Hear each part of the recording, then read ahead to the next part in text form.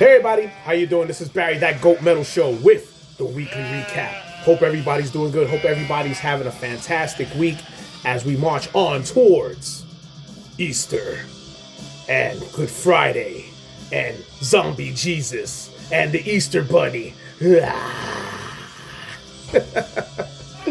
Oh my goodness, yeah, that's gonna be some fun. All right, man. So, listen. First and foremost, I want to thank everybody who's been checking in, and I want to give a quick shout out to two channels in particular: Quest for Metal, all right, Questy, and my man Jimmy from the Block. All right, Questy. You know, everybody knows that I did some video with Questy, did a response to one of his weird things. We just been having fun with that whole political fucking nonsense with people going back and forth and getting triggered. Getting triggered now. It's going to be the whole new thing to see what kind of shit we get from there, man. I don't know. I might just do something just for the fuck of it, man. Who knows? All right. And my man Jimmy from the Block, man. He's been pushing out Go to Mentis, which I always going to go give him thanks for, man. He's been sporting the fucking Severed Ties shirt, and he's been a big advocate for us and the band and the channel, and I want to give him a lot of thanks. And to my man Anthony from Metal Miners, man. He just had a birthday recently.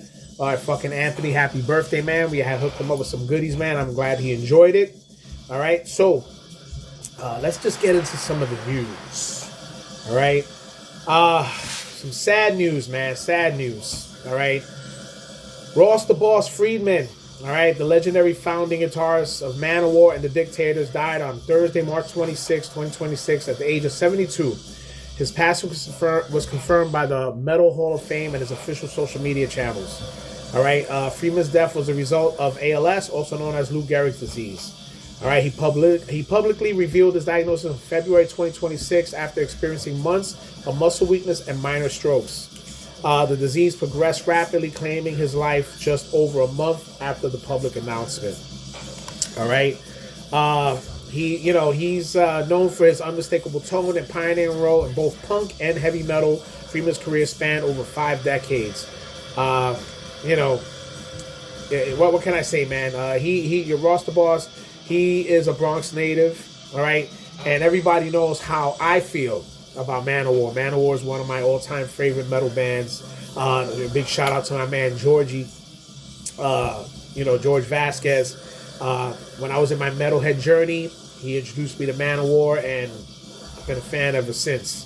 So, hearing of his passing, but his legacy will live on. And yeah, it's just a shame, man. Rest in peace, Ross the Boss, Bronx native. To Valhalla you go. All right, now we go into the world of Exhorder. All right, Exhorder frontman Kyle Thomas, recently addressed the departure of longtime drummer Sasha Horn, describing it as an amicable split caused by Horn's need for a personal reset. To fill the vacancy for the upcoming tours, the band has recruited Corey Pierce from God Forbid. All right, Horn decided to step away after 8.5 years to focus on his family, including his daughter, aging parents. All right, Thomas noted that Horn had been in a state of flux for a couple of years and reached the point where he needed to relaunch himself. All right, Horn expressed interest in pursuing continuing education and his own creative projects. All right, Thomas emphasized that unlike some of the band's past splits, this was not a bad party. All right, so look, it is what it is. Sometimes things come up. I mean, within bands, there's plenty of things where certain band members, step away from the music. They got to take care of personal matters, family, so on, jobs. Depending on what's going on. I'm sure if Exhorder was one of the bigger, let's say, like Slayer bands, maybe he wouldn't have that much of an issue, considering that they'll probably be raking in some serious dough, and he could find a way to to get things going with his parents and his family. But hey, look, at the end of the day, real life kicks in, and I give Exhorder all the props, especially for being real about it. Some bands they'll take that and they'll take it as a snipe or something. God forbid if this was Lars. All right, good luck to him, man, and hopefully Exhorder will find themselves a good drummer, and they can keep on going, man. Hails Exhorder. All right, now we go into the world of former King Diamond bandmates grouping together. In March 2026, 4/5 of the classic late 80s King Diamond lineup announced they have reunited to form a new band called Lex Legion. The group features legendary members who performed together on the iconic albums Them and Conspiracy. All right, and the band members are Mickey D, Andy LaRocque, Peter Blake, Hal Patino, and Nick K. Rue for vocals from of Pagan's Mind. All right, the album is set to be released in June 2026. It's a self-titled album, and it will have the first single coming out March 31st called Sleep Eternally. All right. The musical style is described by Andy LaRocque as a deliberate throwback to the 80s roots, but with a leaner and more straightforward arrangements than the progressive nature of King Diamond. All right, that sounds pretty cool, man. I mean, everything is still revolving. It's making that comeback from old styles, old sounds. Old sounds is cool again. You know, everybody's backtracking to some of the stuff from the 70s and 80s. And, hey, you know, if these guys get together, man, they're a great fucking band.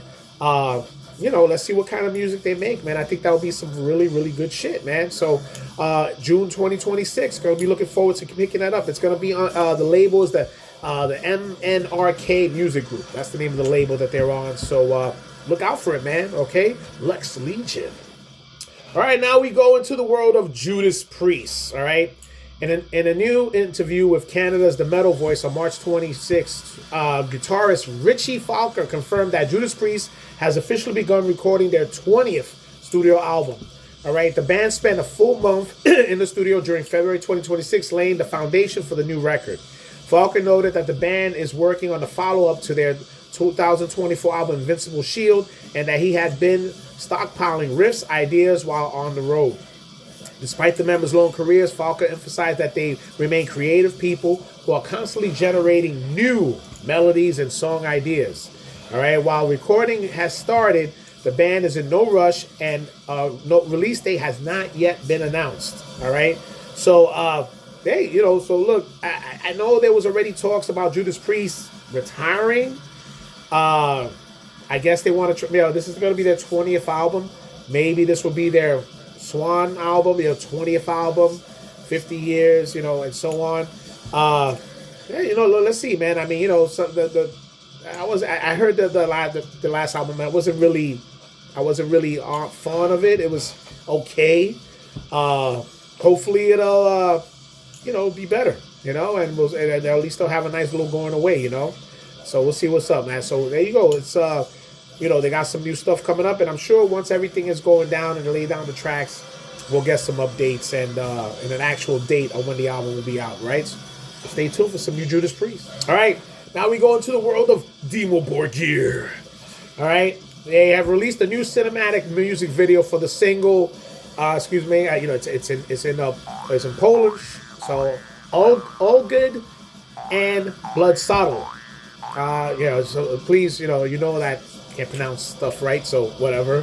Which premiered on March 26th. All right, the track is the first single from their upcoming studio album, Grand Serpent Rising. The hell am I reading? Scheduled for release on May 22nd on Nuclear Blast Records. All right, the song is sung in Norwegian. Of course, I said Polish. Norwegian, Norway. Oh my God, I am all fucked up. This coffee. Blame it on the coffee. All right. It explores themes of heritage and bloodlines. The new album was recorded at Friedman Studio in Gothenburg with producer Fredrik Nordstrom, who previously worked on Potential Afronic, Misanthrope, and Death Cult Armageddon. God damn it, you guys got it. You're killing me with these titles. The band describes the new material as a renewed creative force, blending aggressive stripped-down elements with their signature epic symphonic sound. All right, the official video is directed by Dolores Strasserman and produced by G13 Film. Okay, and I did watch the video, and I thought the video was pretty cool. The song itself, I think, is good. I know a lot of people are not really big up on Dimmu Borgir, you know, as far as like putting them on that black metal level. I enjoy a lot of their earlier stuff. Death Cult Armageddon is one of my favorite albums. So, you know, I mean, the album to me is one of their better stuff that they put on the last couple of years. So, so far as this song goes and this video, I enjoyed it. Very, very good. So, you guys tell me what you thought about it. I mean, if you like it, great. If you don't, oh well. But I thought it was pretty cool. And new album comes out, I think I'll pick that shit up, man. All right, even more gear. Okay, now we're gonna go into some metal bonchinche. All right, Kelly Osbourne and Slipknot's Sid Wilson have reportedly broken off their engagement and ended their relationship as of March 2026. The couple, who share a 3-year-old son named Sydney, allegedly split following a period of significant personal strain for Osbourne. All right, news of the split became public on March 23rd through sources indicated the couple quietly separated weeks prior. Inside cite Osbourne's ongoing struggle with grief following the death of her father, Ozzy, in July 2025 as a major contributor to the relationship strain. Reports from People and Daily Mail described the decision as mutual, with both parties now focused on co-parenting their son. Yeah, I mean, I think that's here no day. I mean, look, from what I've been seeing and what me and my wife have been talking about too with Kelly, man, she's looking really bad, man. I mean, look, nobody's trying to make fun of her or whatever. It's just, you can see that the girl's going through some stuff. She needs help. And hopefully she'll get that help, man. I mean, it'd be a shame, for her to, to get sick like that, man. It's just, stress, depression, all that stuff. I just hope she does get the help, man. That's really messed up. But, if they're in a good place where they could, co-parent without no issues, so be it, man. More power to them. All right, now we go into some of the bonchinche of Sepultura and the Cavalera people. All right. Max Cavalera's wife reveals Andreas Kisser's line about the Sepultura offer. Well, all right, so Gloria Cavalera, wife and manager of former Sepultura frontman Max Cavalera, has publicly disputed guitarist Andreas Kisser's recent claim that the band reached out to the Cavalera brothers for a reunion at their final farewell show. The controversy began after Andreas Kisser stated in the Metal Hammer interview that Sepultura's management and Kisser himself had contacted Max and Igor to participate in the band's final concert in Sao Paulo. Kisser claimed he had personally spoken with Igor via phone, and their respective manager teams had been in communication. Gloria Cavalera countered these claims on social media, asserting that no such contact ever occurred. Gloria stated on Facebook that neither she, Max, nor their team were ever contacted regarding a reunion or participation in the farewell show. She dismissed the reports as fake headlines, telling followers that no one ever contacted me and no one ever contacted Max. All right. The rift between the founding brothers and the current iteration of Sepultura dates back to 1996, when Max left following the band's decision to fire Gloria as their manager. All right. So that was the thing. There was like two stories with that, so it just became one. And the original was that they had. They supposedly reached out to them, but Gloria is putting that to rest, saying that never happened. I mean, she is still their manager. She's Max's manager, and she, of course, everything's still going to go through her. So I would have to, you would have to believe that. I mean, why else? I mean, why she would just say that she didn't get in contact or whatever. And then he said he spoke to Igor, so the one that would actually come out and say anything about that would be Igor. So we'll see how that goes about. But that's the bonchinche there. Look, don't think this is never going to happen. You're never going to go. You're never going to see this reunion. All right? Never. I'm sorry. The Sepultura died when Max left. That irritation that they have now is just garbage. And I'm sorry. That's just me. So, all right. So that's pretty much all I got right now. I'm going to send it to Rich, the silent producer, to see what he has. Take it over, Rich. All right, here's some show announcements. Demise All Out War on Friday, June 19th at the Wood Shop in New York. June 6th at Bar Frida in Ridgewood, Morgue Breath with Retortion. April 11th at Huang's Bar, Maidenhead Live. Friday, August 21st, Malignancy with Immortal Suffering at Lucky 13 Bar in Brooklyn. Caveman Cult has been added to the 2026 lineup for MDF. Out this week, new releases from Cripworm, Melting Rot, and the new EP from Gaffed.